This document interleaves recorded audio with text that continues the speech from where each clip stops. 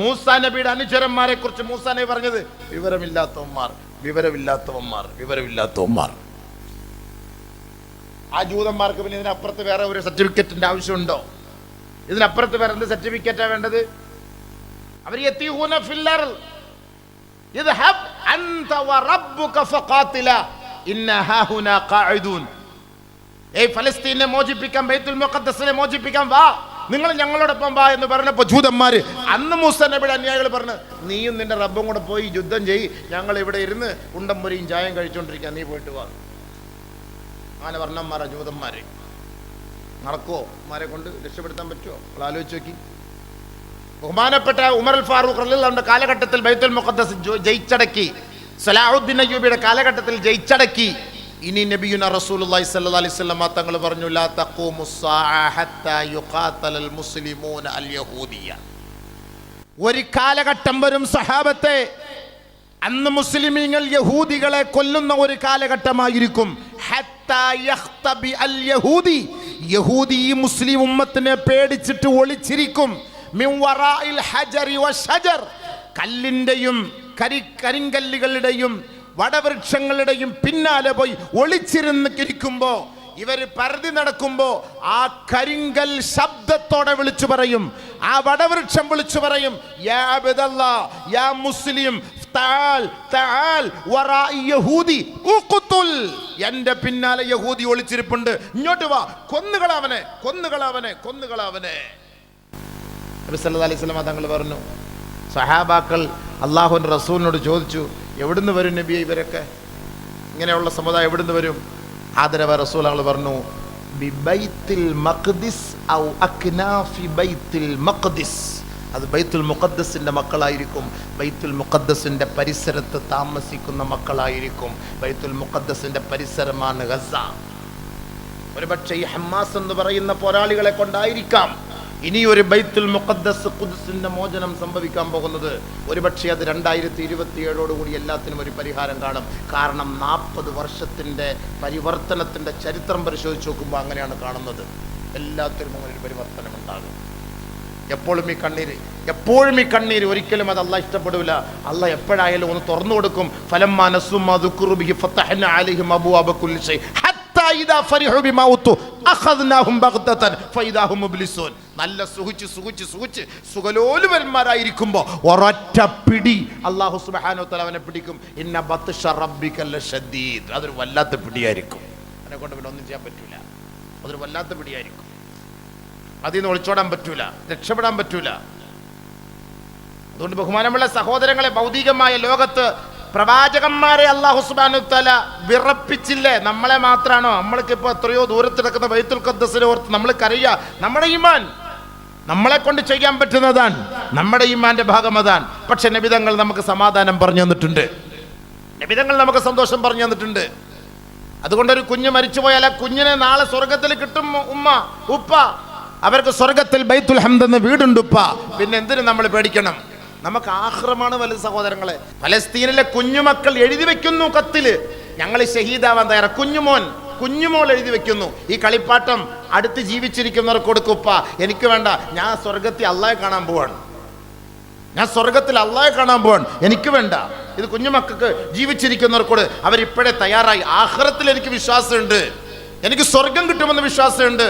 എൻ്റെ ശരീരത്തിലേക്ക് വന്നു പതിക്കുന്ന ബോംബ്, അതിലൂടെ ഓരോ തുള്ളി ഈ ഫലസ്തീനിന്റെ മണ്ണിൽ വീണാൽ അതുകൊണ്ട് എനിക്ക് സ്വർഗത്തിൽ ഉന്നതമായ സ്ഥാനം കിട്ടുമെന്ന് വിശ്വസിക്കുന്ന ആ മഹത് വ്യക്തിത്വങ്ങൾ, അവർക്ക് ആഖിറത്തെ കുറിച്ച് ബോധമുള്ളത് കൊണ്ടാണ് ഈ ചീരിപ്പായുന്ന ബോംബിന്റെ മുന്നിൽ അടി പതറാതെ അവർ ചങ്കൂറ്റത്തോടു കൂടി നിൽക്കുന്നത്.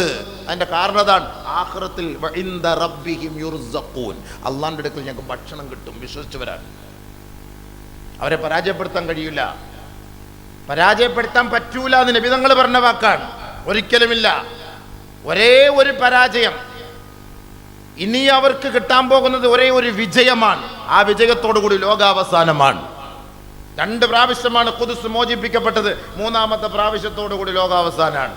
ഫത്ഹു ബൈത്തുൽ മഖ്ദിസ് ഖിയാമത്ത് നാളിന്റെ അടയാളമാണ്.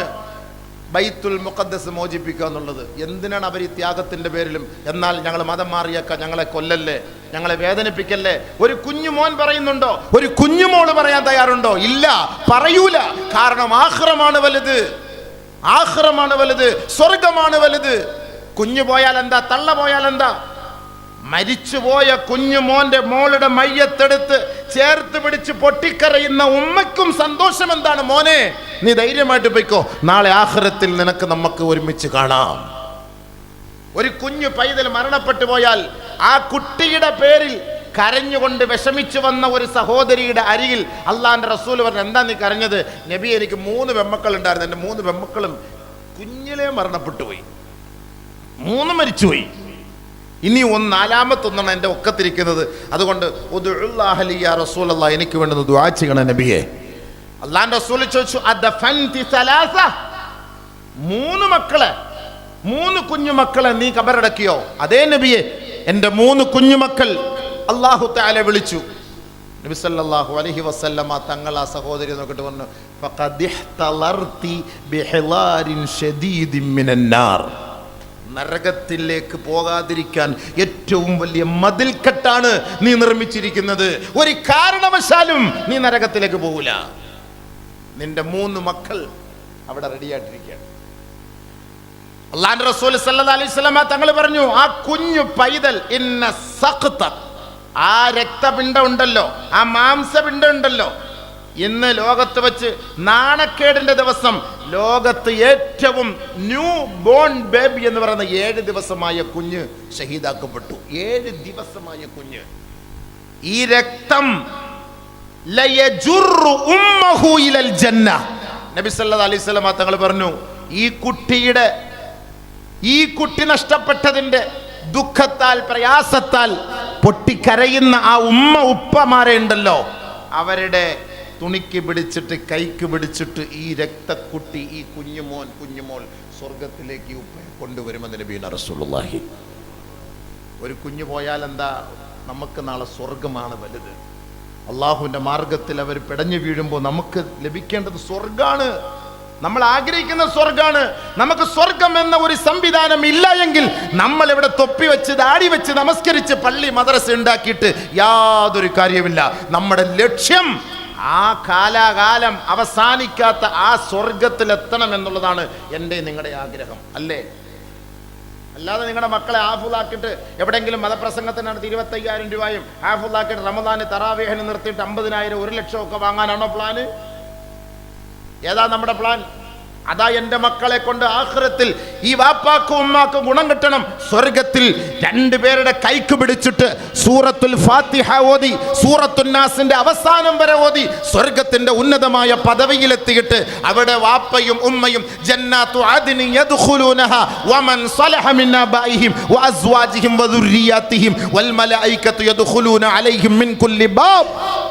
സ്വർഗത്തിന്റെ ഉന്നതമായ പദവിയിലെത്തി വാപ്പയും മക്കൾ സന്തോഷിക്കുമ്പോൾ മാലാഖമാര് വന്നിട്ട് പറയും, ദുനിയാവിൽ നിങ്ങളുടെ രഹസ്യവും പരസ്യവും ചോർത്തിയവരാണ് ഞങ്ങൾ, ഇവിടെ ഞങ്ങൾക്ക് ആ പണിയില്ല, സലാമുൻ അലൈക്കും. സന്തോഷത്തോടു കൂടി സകുടുംബ സാന്നിധ്യം നിങ്ങൾ ഇവിടെ താമസിച്ചുകൊള്ളുക, ഇനി ഞങ്ങൾ സ്വർഗത്തിലെ കട്ടുറുമ്പാകുന്നില്ല, സലാമുൻ അലൈക്കും. യാ അല്ലാഹ്, ഏതാ വേണ്ടത് നിങ്ങൾക്ക്? ദുനിയാവിലെ ഈ കുറഞ്ഞ ജീവിതത്തിൽ ഒരു ഉറപ്പുമില്ല. ഞാൻ ഇന്നുറങ്ങിയാൽ നേരം വെളുക്കുമ്പോൾ എഴുന്നേക്കുമെന്ന് എനിക്കൊരു ഉറപ്പുമില്ല. ഞാൻ ഇവിടുന്ന് യാത്ര ചെയ്താൽ എൻ്റെ ഉദ്ദേശ സ്ഥലത്തേക്ക് എത്തുമോ എന്ന് എനിക്കൊരു ഉറപ്പുമില്ല. ഞാൻ പഠിച്ച് വലുതാകുമെന്ന് എനിക്കൊരു ഉറപ്പുമില്ല. എൻ്റെ മക്കൾ എനിക്ക് ഗുണപ്പെടുമെന്ന് എനിക്ക് ഉറപ്പുമില്ല. ഈ ഭൗതികമായ ലോകത്ത് ഒരു ഗ്യാരണ്ടിയും ഉറപ്പുമില്ലാത്ത ഈ ലോകത്തിന് നമ്മൾ കൂടുതൽ പ്രാമുഖ്യം നൽകിയിട്ട് ഒരു കാലത്തും നശിക്കൂല എന്ന് അല്ലാഹു റസൂലും നമ്മളെ പഠിപ്പിച്ച് ഭയപ്പെടുത്തി നമുക്കതിലേക്ക് പ്രചോദനം നൽകിയ ആ സ്വർഗത്തിന് വേണ്ടി സമയം നമ്മൾ മെനക്കെടുത്താതെ, ആഖിറത്തിന് വേണ്ടി സമയം മെനക്കെടുത്താതെ, നമ്മുടെ മക്കളെ ആഖിറത്തിന് വേണ്ടി വാർത്തെടുക്കാതെ കേവലം ഗ്യാരണ്ടി ഇല്ലാത്ത ഭൗതികമായ ലോകത്തിന് വേണ്ടി ഈ മക്കൾക്കും ഈ കുടുംബത്തിനും ആവശ്യമില്ലാത്ത പണങ്ങൾ ചെലവഴിച്ചിട്ട് ഇതെല്ലാം കണ്ണടയുന്നതോടുകൂടി നഷ്ടപ്പെട്ടു പോകുന്ന ആ ഒരു മഹാദുരന്തത്തെയാണോ നിങ്ങൾ ആഗ്രഹിക്കുന്നത്? ഏത് വേണം? Your choice. ഏത് വേണം? Your choice. നിങ്ങൾക്ക് തിരഞ്ഞെടുക്കാം, ആരും ചോദിക്കാനില്ല. ഇവിടെ കള്ളു കുടിച്ച് കൂത്താടി നടന്ന ആരും ചോദിക്കാനില്ല. ഇവിടെ കഞ്ചാവടിച്ചടന്നാൽ ആരും ചോദിക്കാനില്ല. വ്യഭിചരിച്ചാണെന്ന് ആരും ചോദിക്കാനില്ല. മോഷണം നടത്തി ജീവിച്ചാൽ, കൊല നടത്തി ജീവിച്ചാൽ ആരും ചോദിക്കാനില്ല. ചോദ്യം മൊത്തം 6 അടി മണ്ണിന്റെ ഇരുണ്ട തുരുത്തിൽ നിന്റെ മയ്യത്ത് കൊണ്ടുവച്ച് എല്ലാവരും ആ പള്ളിക്കാട്ടിൽ നിന്ന് പോകുമ്പോൾ 2 മലക്കുകൾ നിന്റെ ഖബറിന്റെ ഉള്ളിലേക്ക് വരുമ്പം അവിടെ മുതലാണ് നിന്റെ ജീവിതത്തിന്റെ തുടക്കം. അപ്പം നീ പറയും, ഖാലൂ ലൗ കുന്നാ നസ്മഉ ഔ നഅഖിലു മാ കുന്നാ ഫി അസ്ഹാബിസ് സഈർ. അന്ന് ആ പണ്ഡിതന്മാർ പറഞ്ഞത്, അന്ന് അവർ പ്രബോധനം ചെയ്തത്, അന്ന് അല്ലാഹുവിന്റെ റസൂൽ പറഞ്ഞത് ഞങ്ങൾ കേട്ട് മനസ്സിലാക്കിയിരുന്നെങ്കിൽ ഈ കാണുന്ന ദുരന്തത്തിലേക്ക് ഞങ്ങൾ വീഴുമായിരുന്നില്ല. അന്ന് ചിന്തിക്കും. പക്ഷെ അന്ന് ചിന്തിച്ചിട്ട് കാര്യമില്ല. അന്ന് ചിന്തിച്ചിട്ട് കാര്യമുണ്ടോ? അന്ന് എന്താ കാര്യം? റബ്ബനാ ഗലബത് അലൈനാ ശിഖ്വതുനാ വകുന്നാ ഖൗമൻ ളാലീൻ റബ്ബനാ അഖ്രിജ്നാ മിൻഹാ ഫഇൻ ഉദ്നാ ഫഇന്നാ ളാലിമൂൻ. ദുനിയാവിന്റെ രസങ്ങളും രസാനുഭൂതികളും ആഡംബരങ്ങളും എല്ലാ അത്യാഹ്ലാദങ്ങളും ഞങ്ങളെ കീഴ്പ്പെടുത്തി കളഞ്ഞു പടച്ചവനെ.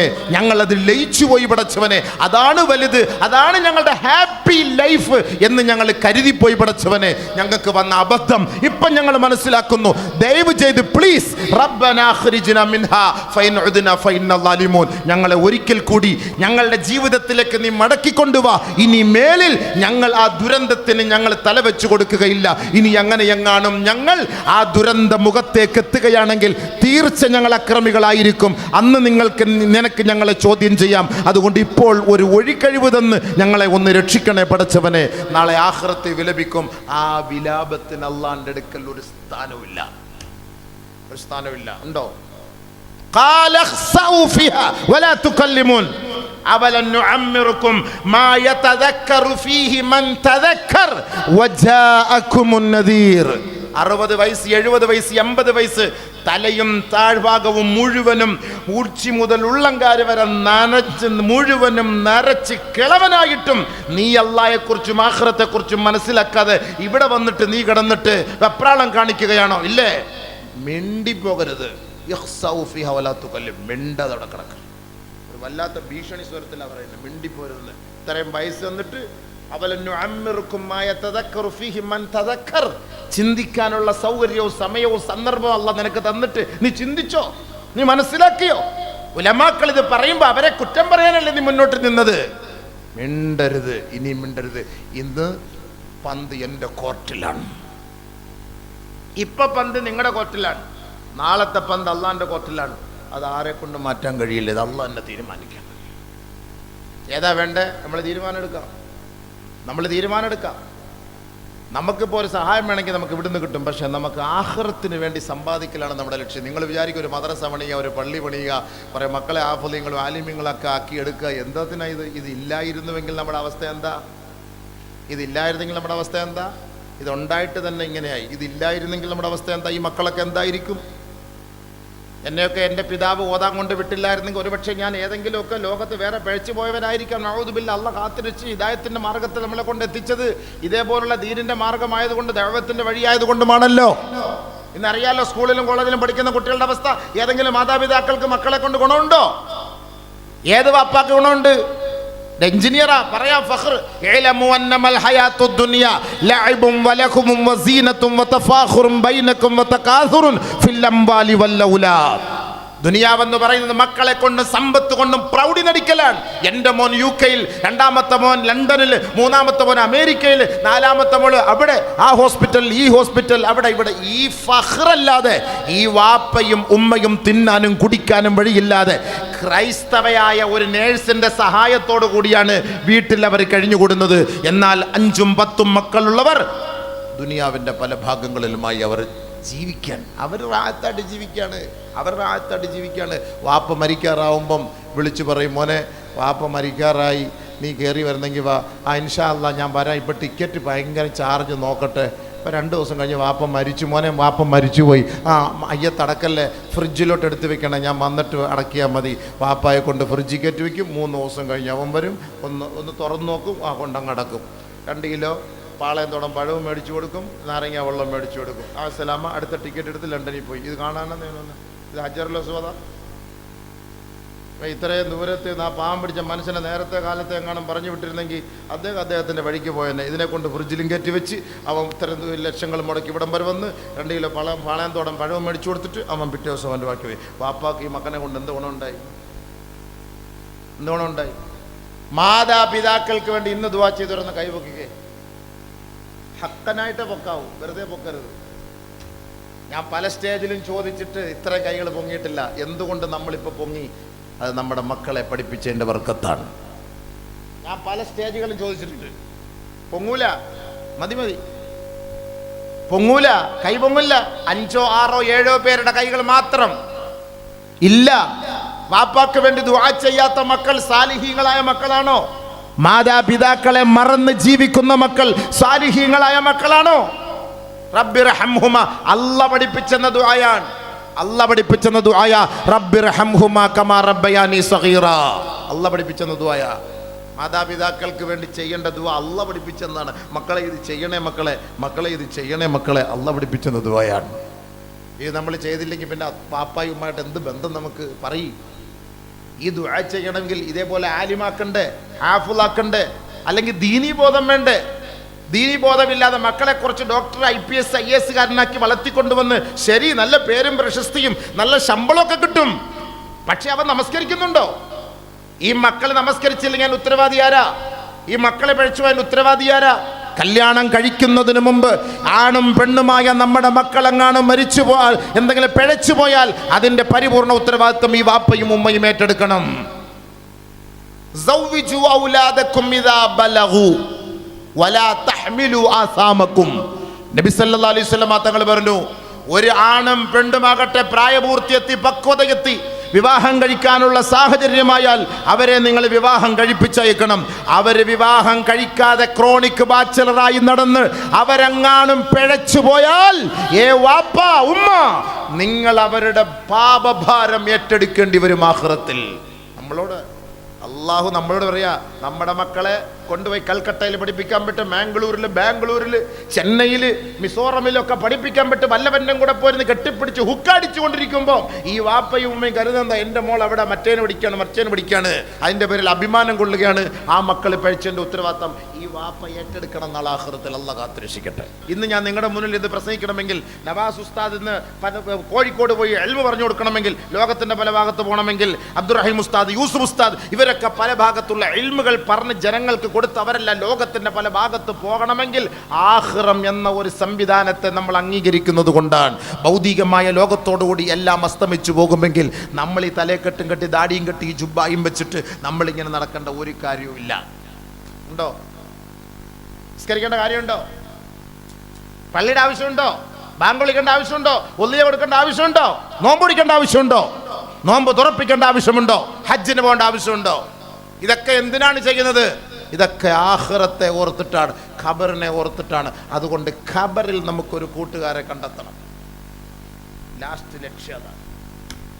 ഖബറിൽ പോകുമ്പോൾ നിന്റെ കൂടെ ഒരാളെ നീ കൂട്ടിന് കൊണ്ടുപോയാൽ എല്ലാവരും പോകട്ടെ, നിന്റെ അടുക്കൽ വന്ന് നിന്നിട്ട് ഒരു യുവ കോമളൻ, ഒരു ചെറുപ്പക്കാരൻ നല്ല വസ്ത്രം ധരിച്ച് ഹസനു സിയാബി ഹസനുൽ വജ്ഹി തയ്യിബുർ റീഹ്, നല്ല സുഗന്ധദ്രവ്യങ്ങളൊക്കെ പൂശി നല്ല സുസ്മേരവദനായി ശുഭവസ്ത്രധാരിയായി നല്ല ഒരു ചെറുപ്പക്കാരൻ ആ മരിച്ചു കിടക്കുന്ന മയ്യത്തിന്റെ അരികെ വന്നിരുന്നിട്ട് അവനോട് ചോദിക്കും, യാ അബ്ദല്ലാ ഹൽ തഅരിഫുനി, നിനക്കെന്നെ അറിയോ? നിനക്കെന്നെ അറിയോ? ആ നമ്മുടെ മോനല്ലാതെ നോക്കുമ്പോ എൻ്റെ മോൻ സവീർ അല്ലല്ലോ, എൻ്റെ മോള് ശൈലജ അല്ലല്ലോ. ആ ഖബറിനകത്ത് ചോദിക്കാണ്, ഹൽ തഅരിഫുനി, ഒരു ചെറുപ്പക്കാരൻ.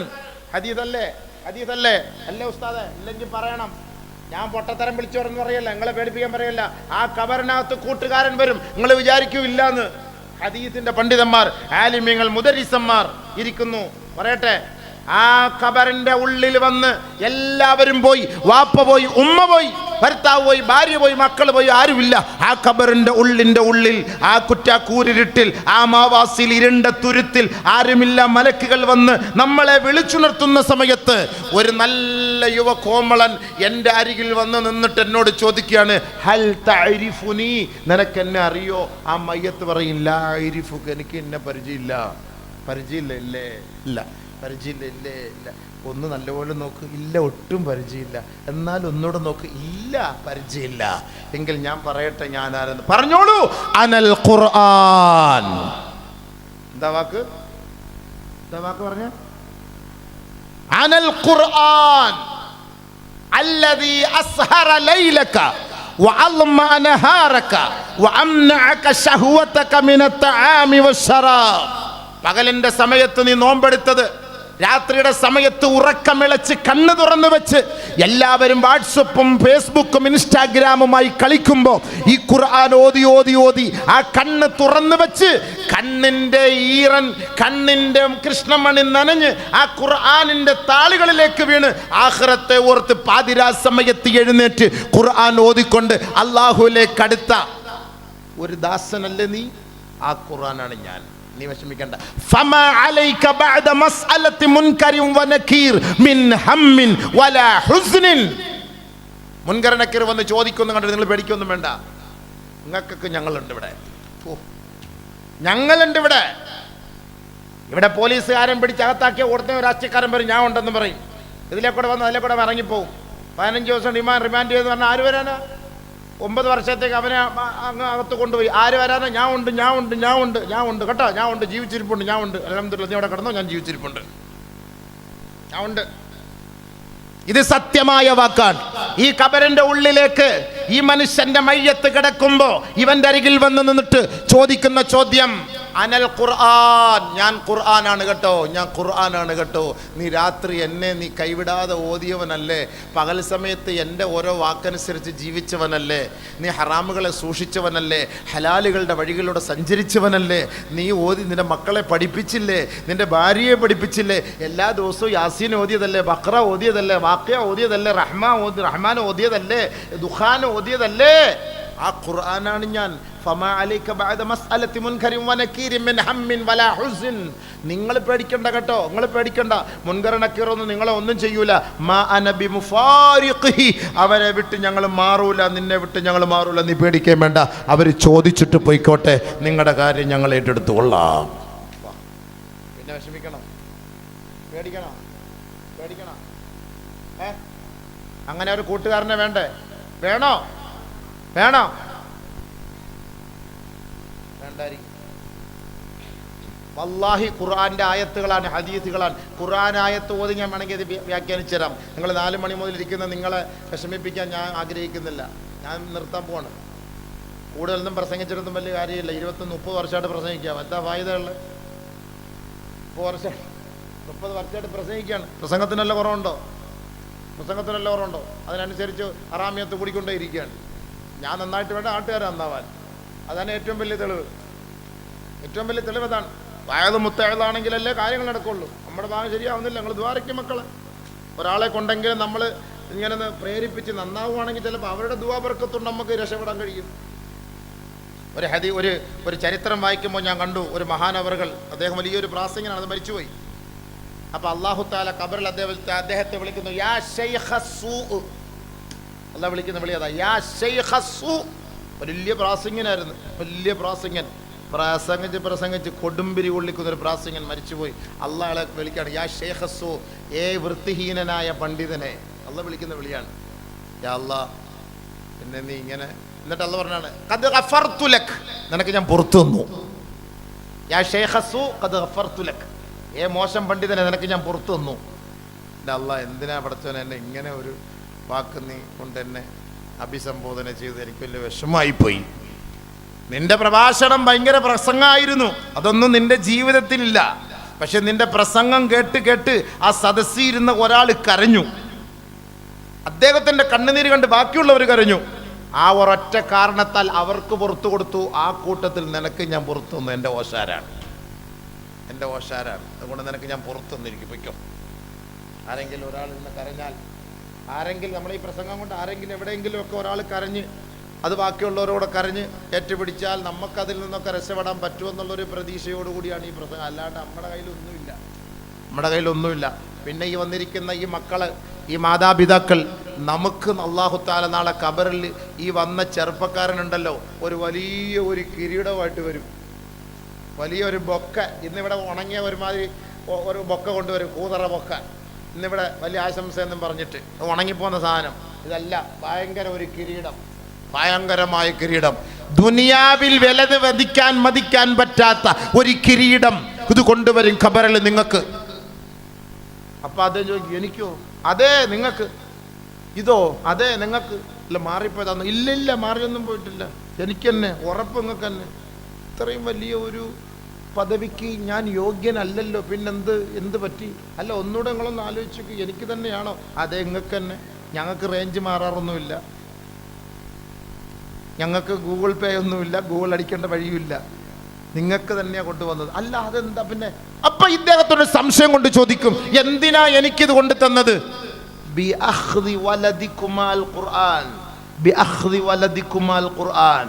നിന്റെ മക്കളെ നീ ഖുർആൻ പഠിപ്പിച്ചായിരുന്നു. എന്റെ മോൻ ഹാഫിളാണ്, എന്റെ 3 മക്കൾ ഹാഫിളാണ്, 2 മക്കൾ ഹാഫിളാണ്, എന്റെ മോള് ഹാഫിളാണ്, എന്റെ മക്കൾ ഹാഫിളാണ്. ആ മക്കളെ നീ ഖുർആൻ പഠിപ്പിച്ച ഒരൊറ്റ കാരണത്താൽ അള്ളാഹുവിന്റെ ഭാഗത്ത് നിന്ന് പടച്ചവൻ ഞങ്ങളുടെ കയ്യിൽ തന്നുവിട്ടതാണ്. നിന്റെ ഭർത്താവ് അവരുടെ ഉപ്പാക്കും ഉമ്മാക്കും ഇത് അണിയിക്കണമെന്ന് പറഞ്ഞ് ഞങ്ങളുടെ കൈകളിൽ ഏൽപ്പിച്ചതാണ്. അതുകൊണ്ട് സന്തോഷത്തോടു കൂടി ഇത് നിങ്ങൾ ധരിക്കട്ടെ.